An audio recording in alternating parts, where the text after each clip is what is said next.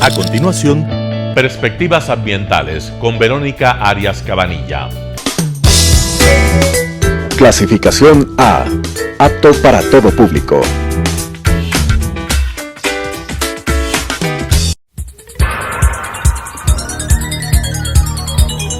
Las opiniones vertidas en este espacio por la producción y dirección del programa son de exclusiva responsabilidad de sus autores y de quienes intervienen en ellos.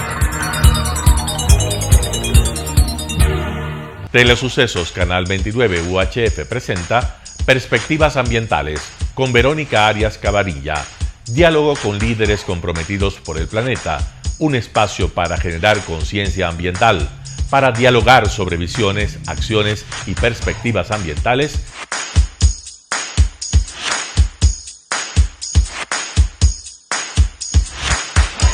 Con la conducción de Verónica Arias Cabanilla.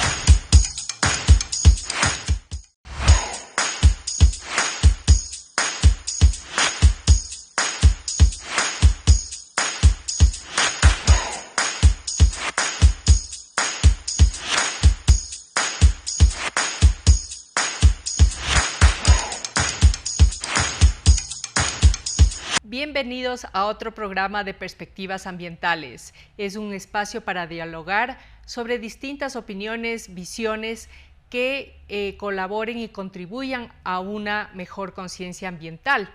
Y este programa es transmitido por Telesucesos los días viernes a las 7 de la noche, los días domingos a las 2:30 de la tarde y por todas las redes digitales del programa Perspectivas Ambientales, donde ustedes nos pueden encontrar. El día de hoy vamos a tener un invitado muy especial, es el economista Osvaldo Landázuri. ¿Y por qué vamos a dialogar con él? Primero porque tiene un perfil profesional muy interesante, muy importante, y ya les voy a contar por qué le invité.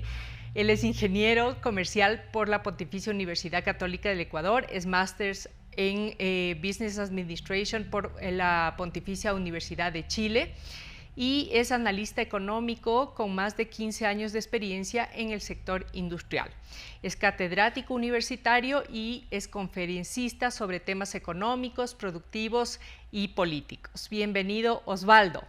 Vamos a iniciar una serie de diálogos en este programa sobre consulta popular y Yasuní, respecto justamente a la explotación o no petrolera en el bloque 43 del Yasuní, y vamos a examinar varias aristas, no solamente el económico, sino el social, el ambiental, el antropológico. Y esta consulta sin duda alguna va a ser trascendental para el futuro del país y requiere un debate nacional serio y desapasionado. Es importante que la población esté bien informada para tomar la mejor decisión. Y vamos a comenzar por el tema económico, que creo que es el tema que más se está debatiendo, pero no es la única arista. Estuvimos con Osvaldo y conocemos su posición, estuvimos en una entrevista conjuntamente con dos visiones diferentes. Obviamente yo expreso públicamente mi apoyo a dejar el petróleo bajo tierra, pero Osvaldo tiene otra visión y en el marco de una democracia creo que es importante debatir y discutir, y por eso le he invitado a Osvaldo acá.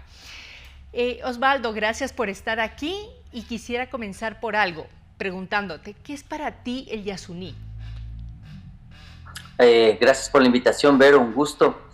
A ver, para mí el Yasuní es parte del patrimonio de la humanidad, de lo que nos queda respecto al pulmón que tiene el planeta y por lo tanto de los pocos espacios que tenemos como para garantizar la subsistencia de las generaciones en el futuro respecto al medio ambiente. Perfecto. Y bueno, habíamos debatido justamente que las cosas en un mundo ideal deberían ser planificadas, como en otros países, como en Europa, no así Latinoamérica, no así en el Ecuador. Lo que menos somos los ecuatorianos creo que es planificar, ¿no es cierto? Y estamos hablando de que se debería hablar de una transición ecológica a corto, mediano y largo plazo, y debió esto haberse planificado desde hace mucho antes. ¿Cuándo es el momento preciso para comenzar esto? Esta es una coyuntura importante para hacer una transición ecológica. ¿No es el momento? ¿Cuándo? ¿Cuándo es el momento? A ver, yo creo que la posición mía, más que estar en contra de dejar el petróleo en tierra, es la carencia que tenemos en el Ecuador respecto al debate y a la planificación. Es decir, yo he manifestado en varios medios mi punto de vista respecto al medio ambiente. Es decir, a mí me parece completamente lógico, racional y genuino que existan personas que están pensando en el futuro del planeta y de las generaciones que nos están siguiendo atrás. La pregunta que yo le hago al país es más relacionada con cómo debatimos y cómo planificamos los temas. Entonces, lo cierto es que el debate respecto a este asunto ha sido muy pobre. Si nosotros vemos la historia que le rodea a la explotación en este espacio verde, que es realmente, si no es de los más diversos del mundo, pues nos damos cuenta que en el 2013 se le declara de interés nacional, y desde ahí tienes ya un punto de partida para ver algunas cifras. Es decir, estamos viendo que en esa declaratoria de interés nacional, si no me equivoco, son 1.000 hectáreas las que se autorizan a ser explotadas. Luego, en la consulta del 2018, nosotros vemos ya una reducción a 300 hectáreas, y actualmente, de lo que yo conozco, son 80 hectáreas las que están explotadas. Si es que le analizamos desde el punto de vista porcentual, es una parte muy pequeña, el 0,01% que está siendo explotado. Ese es un primer dato. No significa que esté a favor o que esté en contra de que se explote o no. Segundo dato, el económico. Entonces, lo que estamos viendo ahora, estimada Verónica, es que el Ecuador tiene un problema fiscal que arrastramos desde hace 10 años. Nos podrán preguntar entonces nuestros amigos televidentes y radioescuchas, muy bien, ¿qué es un problema fiscal? Un problema fiscal es aquel que se demuestra cuando uno gasta más de lo que le ingresa desde el Estado. Ese es el problema fiscal que ha derivado en déficits crónicos, le he llamado yo. Es decir, tenemos un asunto en el que no alcanzamos a cubrir las necesidades de salud, de educación, que por la propia Constitución estamos obligados a aumentarlas año a año, lo cual ya te genera una primera trampa de desarrollo, he dicho yo. Es decir, si tú estás condenado a tener déficits permanentes estando dolarizado, pues probablemente tengas varias herramientas que deban ser utilizadas. Entonces, la población debe saber que al dejar el petróleo en tierra, nosotros necesitamos un plan. ¿Cuál sería ese plan? Ese plan, para mí, debería pasar por entender las fuentes de reemplazo de esos ingresos. Me dirán qué ingresos, porque ahí hemos hablado mucho del tema y se manejan diversas cifras. Pero son más o menos 55,000 barriles al día, que si tú les multiplicas por $65 por barril, más o menos, que es lo que ahora está costando ese petróleo, es más o menos $1.200 millones al año. La siguiente pregunta es, bueno, ¿y cuánto cuesta extraer ese petróleo? La respuesta a ello, según el ministro de Energía y Minas, es que nos cuesta $15 por barril. Entonces, haciendo cuentas, más o menos estaríamos dejando de percibir unos 800 millones. Entonces, en esa línea, las cifras te están dando a analizar, a conocer una magnitud de dólares que es importante. Y entonces ahí la pregunta que yo hago para que tú continúes es, muy bien, ¿cómo reconocemos esos 800 millones de dólares? Una respuesta puede ser con tributos, la otra respuesta podría ser bajando el gasto, y en contrapartida, si es que ganaría la pregunta, en la pregunta el no, es decir, el extraer el petróleo, la siguiente conclusión a la que uno podría llegar es, muy bien, ¿qué hago con esa plata? Y yo he propuesto que el petróleo debería transformarse en inversión. Eso más o menos podría darte una línea de por dónde debería ir el debate desde mi punto de vista. Correcto. Exactamente, y quiero topar justamente estas alternativas, Osvaldo, porque son muy, muy valiosas justamente porque tenemos que comenzar a pensar en eso. Pero quiero irme un poquito más atrás porque, a ver, las cifras me parece que no están claras. Mira, fíjate la información que yo tengo. Estas son proyecciones de extracción del ITT que fueron presentadas por Petroecuador ante la Corte Constitucional. Hay mucha diferencia, se habla de 1.200 millones que tú acabas de mencionar, después mencionaste 800 millones, pero resulta que las cifras tengo yo el dato de 275 millones, ¿no? Entonces, ¿y por qué digo yo esto? Porque y me voy a permitir leer porque son algunos datos y no me los sé de memoria. Y dice, los costos de extracción en el ITT son altos y pueden estimarse en $35 por barril, valor que el Estado pagaba a Repsol en el bloque 16 cercano al ITT como referencia. La producción está cayendo rápidamente y según Petroecuador en el 2024 alcanzaría solo los 47,000 barriles diarios y el precio promedio desde el inicio de la extracción petrolera en el ITT ha sido de $51 por barril. Con estos supuestos se obtiene un ingreso fiscal de 275 millones para el 2024. ¿no? Y para el 2025 el valor caería a 216 millones porque la extracción caerá en 37,000 barriles diarios para seguir declinando así hasta el 2040. Entonces, claro, vemos una curva que va a caer. Entonces, la reflexión es, a ver, primero los números no cuadran, después esto significa realmente que si estamos hablando de 275 millones, es menor al 1% del presupuesto del Estado y que puede compensarse con algunas alternativas que tú ya has comenzado a esbozar, ¿no es cierto? Entonces yo creo que esa reflexión es justamente la que queremos entender claramente, cuáles son las alternativas en el caso del sí y cuáles son las alternativas o qué pasa en el caso del no. Y vamos por eso. ¿Qué pasa si el resultado es el no? Supongo que seguimos campantes, como siempre, no va a haber una planificación a largo plazo, vamos a generar esos recursos y nos vamos a quedar ahí, porque no hay una política de Estado real sobre transición.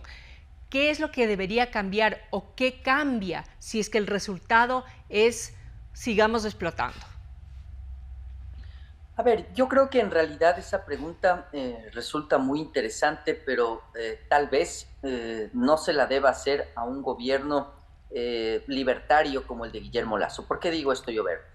Si es que nos concentramos en entender qué es lo que piensa Lasso y su equipo de Ecuador Libre respecto al Estado, entonces yo te indico, y leíste muy bien mi currículum, me formé en esa escuela, en los libertarios, los Chicago Boys, etcétera. Lo que ellos dicen es no debe haber planificación, no hay Estado y el mercado es el que regula todo.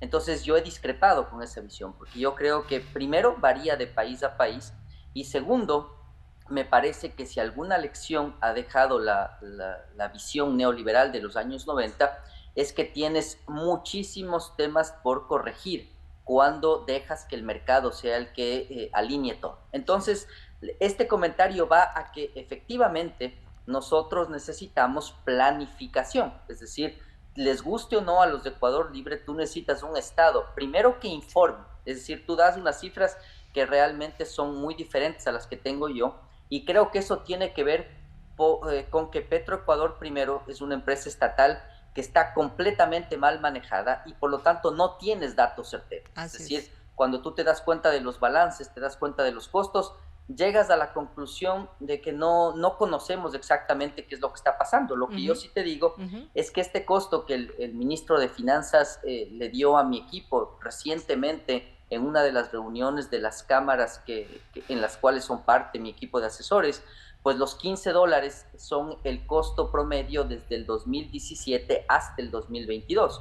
Quizás eso podría ser una de las diferencias respecto a los datos que tú tienes, es decir, estamos promediando. Pero me parecería muy importante que Petroecuador, sin tomar partida, le informe a la nación cuáles son los datos reales, es decir, con es. cifras, con números, con costos, para que la población saque sus propias conclusiones. Y yo como Estado lo que debería hacer es muy bien presentar un plan para el sí y para el no.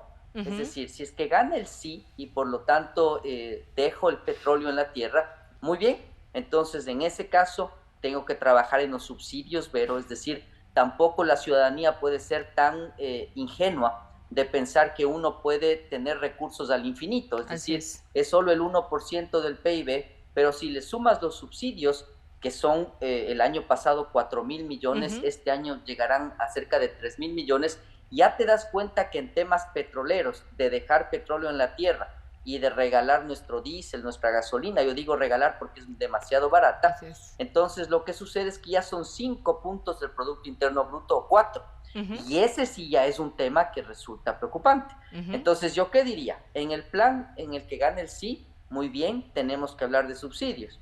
Segundo, tenemos que hablar de qué es lo que pasa con el desarrollo de las familias que están alrededor de esta actividad. Es decir, debes también proponerles a ellos capacitación diferente y preparar para que las siguientes generaciones que están en el Oriente sepan que el petróleo ya no va a ser parte de sus vidas. Ese podría ser un camino para el sí.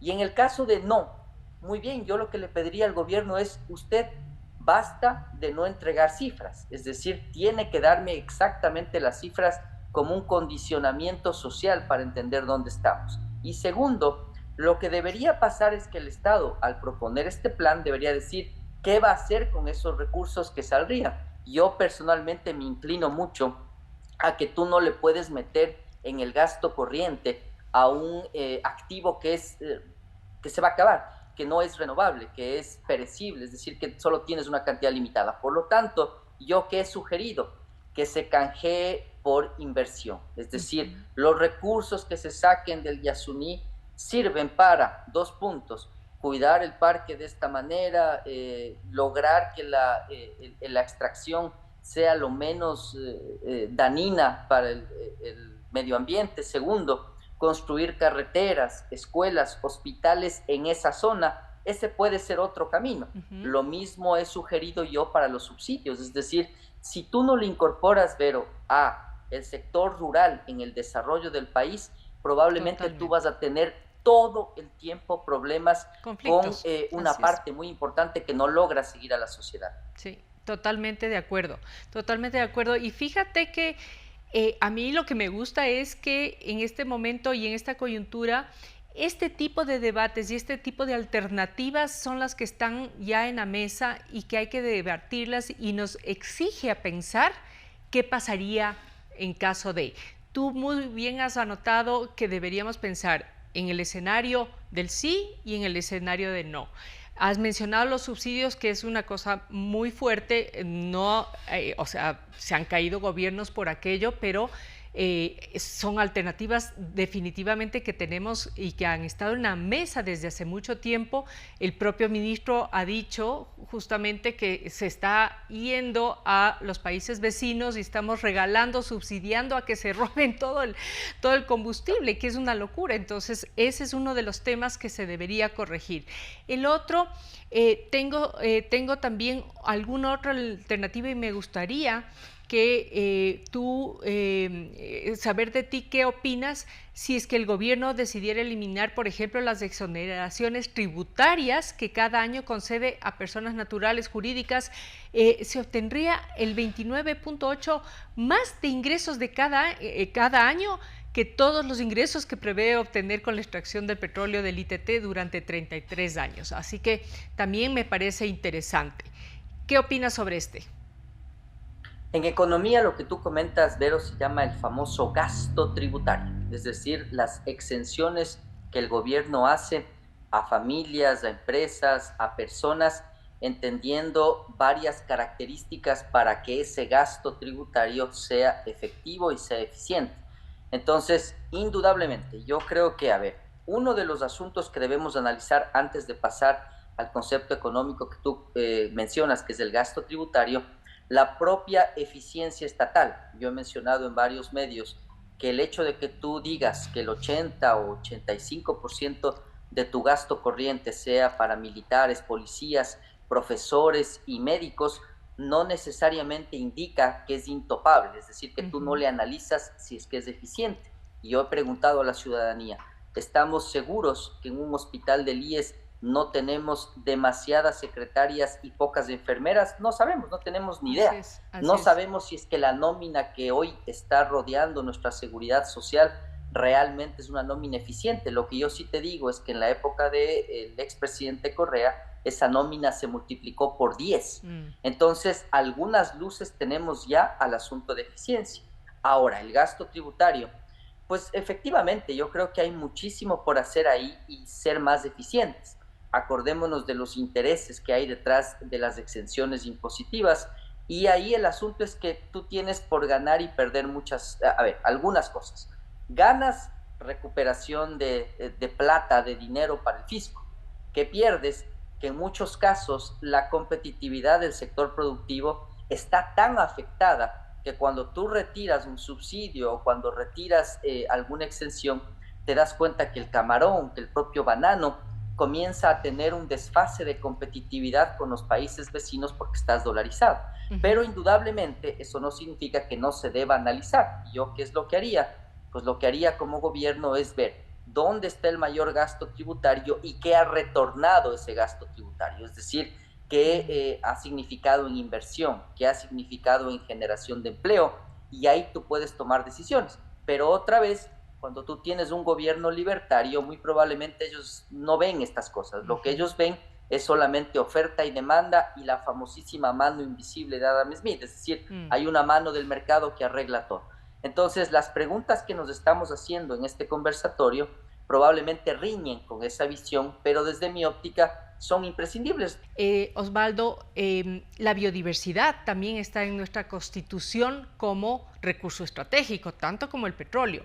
Entonces, en este sentido, el canciller le oí el otro día que decía y que hablaba sobre el canje de deuda de Galápagos, dando a entender que se podría hacer algo similar o replicar para el Yasuní. Inclusive se está impulsando, así como la OPEP, como la Organización de Países Petroleros, a la creación de organizaciones de países megadiversos, por el potencial que tiene justamente de mantener esto que se viene ya a futuro escaso, ¿no? Entonces, si mantenemos un país megadiverso, seremos competitivos en cuanto a estos recursos. ¿Qué opinión te merece eso? Bien cortito para cerrar. Yo creo que es parte del tema, ¿no? Es indudable que es un asunto en el que uno puede pensar en que los activos intangibles, como por ejemplo intangibles en buena medida y tangibles en otra, ¿no? Por ejemplo, el turismo o el conocimiento que uno tiene pueden significar recursos que te ingresan como nación.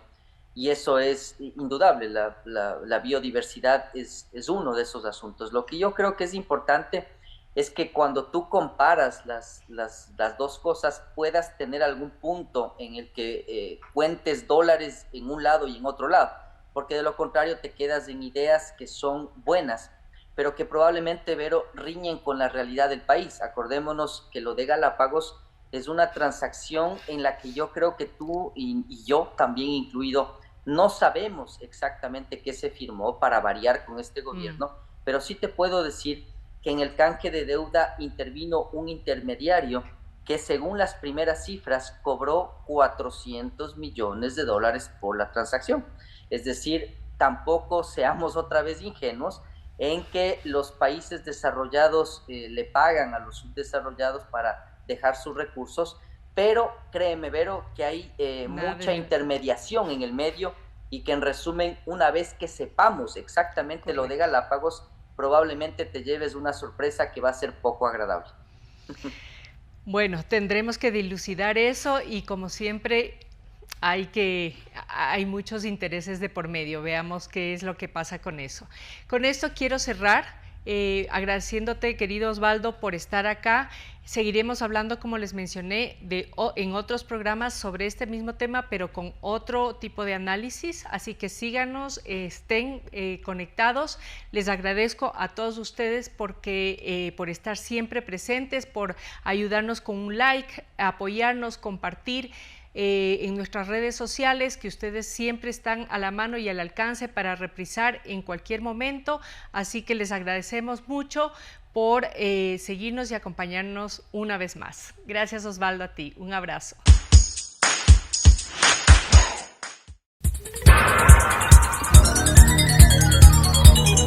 Las opiniones vertidas en este espacio por la producción y dirección del programa son de exclusiva responsabilidad de sus autores y de quienes intervienen en ellos. Telesucesos Canal 29 UHF presentó Perspectivas Ambientales con Verónica Arias Cabanilla. Diálogo con líderes comprometidos por el planeta. Un espacio para generar conciencia ambiental, para dialogar sobre visiones, acciones y perspectivas ambientales.